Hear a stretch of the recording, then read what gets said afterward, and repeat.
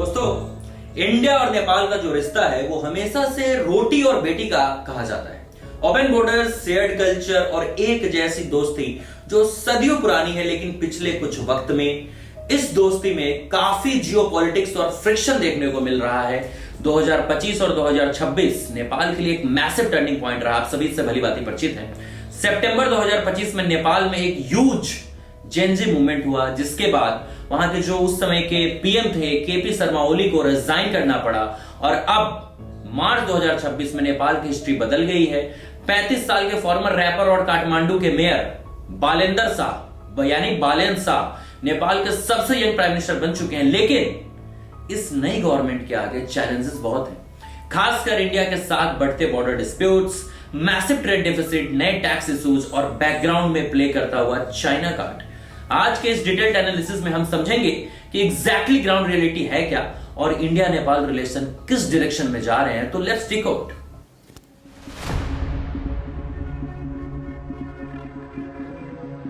सबसे बड़ा friction point है बॉर्डर डिस्प्यूट, यानी अगर स्पेसिफिकली हम बात करें तो काला पानी, लिपू लेक और लिम्पियाधुड़ा का 372 स्क्वायर किलोमीटर का जो स्ट्रेटेजिक हाई एल्टीट्यूड एरिया है, वहां पे विवाद है। इंडिया इस एरिया को उत्तराखंड का हिस्सा मानता है, जो कि है भी उत्तराखंड का हिस्सा, और हिस्टोरिकली यहां पे इंडो तिब्बतियन बॉर्डर पुलिस यानी आईटीबीपी डिप्लॉयड है।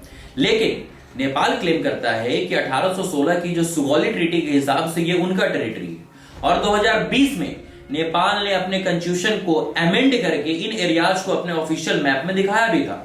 लेकिन मैटर तब और सीरियस हो गया जब 2025 में नेपाल ने अपने नए करेंसी नोट्स इशू किए, जिसमें यह रिवाइज्ड कंट्रोवर्शियल मैप प्रिंट था।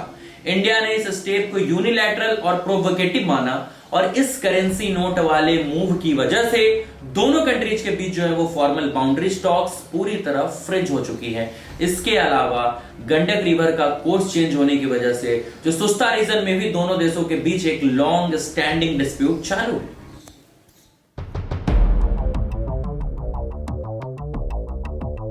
अब आते हैं पैसों पे और ट्रेड पे।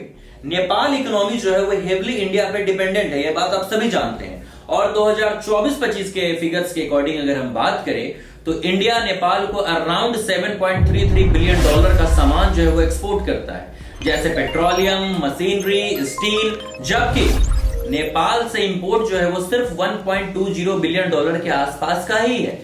यह मैसिव ट्रेड डेफिसिट जो है वो नेपाल के अंदर एक पॉलिटिकल इशू बन चुका है दोस्तों।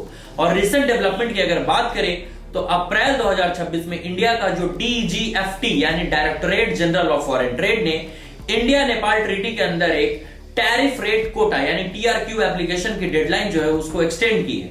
इसका मतलब क्या है? इसका मतलब है कि नेपाल से आने वाले जो कुछ स्पेसिफिक आइटम्स हैं, जैसे कि कॉपर प्रोडक्ट्स, वेजिटेबल फैट्स, उस पे ड्यूटी फ्री या लोअर टैक्स इंपोर्ट अलाउ किया जाएगा, ताकि जो है वो ट्रेड थोड़ा बैलेंस हो सके। और गुड न्यूज ये है कि डिजिटल पेमेंट अब आसान है, यानी डिजिटल पेमेंट जो आप इंडिया में यूज करते हो वो अब आसान है। इंडिया का यूपीआई और नेपाल का जो फोन पे है, I am talking about FONEPAY, अब ऑफिशियली इंटीग्रेटेड है।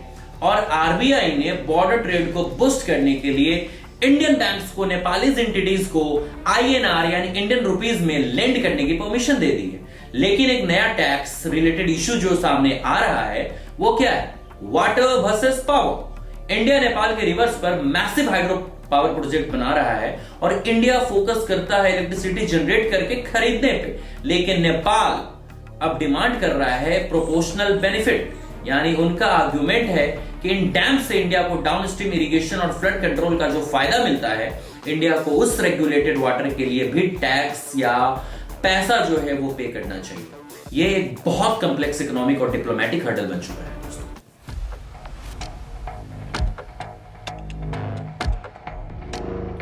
जहां इंडिया और नेपाल के बीच फ्रिक्शन होता है, वहां चाइना जो है वो ऑटोमेटिकली पिक्चर में आ ही जाता है। तो नेपाल जो है वो आप सभी जानते हैं कि हिस्टोरिकली एक बफर स्टेट रहा है।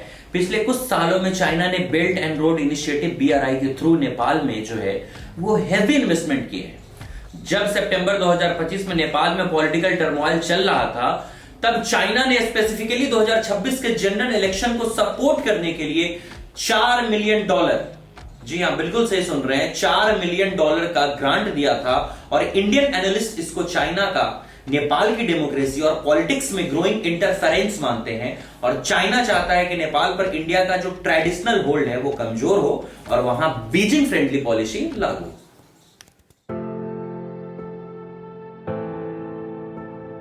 आप सभी जान रहे होंगे जो वहां के नए पीएम हैं, तो सवाल यह है कि नए जो पीएम हैं बालेंसा, उनके आने से इंडिया पे क्या असर पड़ेगा। तो राष्ट्रीय स्वतंत्रता पार्टी यानी आरएसपी के अंडर बालेंसा की गवर्नमेंट नेपाल की अब तक की सबसे यंग कैबिनेट है, ये सब आप इससे भली भांति परिचित हैं। उन्होंने आते ही करप्शन और पुराने सिस्टम पर स्ट्राइक किया है, जिसका एग्जांपल है एक्स पीएम ओली का अरेस्ट। बालेंसा एक जो है वो प्रैग्मेटिक और इंडिपेंडेंट फॉरेन पॉलिसी चाहते हैं। वो यूथ सेंटर लीडर हैं जो कि डोमेस्टिक इकोनॉमी ग्रो करने पर फोकस कर रहे हैं। इंडिया के लिए ये अपॉर्चुनिटी भी है और चैलेंजेस भी, दोनों मैं क्यों कह रहा हूं, क्योंकि इंडिया पुराने वेट एंड वॉच मोड से बाहर आकर इस नई यंग नेपालीज लीडरशिप के साथ डायरेक्ट और ट्रांसपेरेंट एंगेजमेंट कर रहा है। अगर बॉर्डर डिस्प्यूट और ट्रेड डिफिसिट को म्यूचुअली सॉल्व नहीं किया गया तो एंटी इंडिया सेंटीमेंट जो है वो नेपाल के यूथ में और बढ़ सकता है।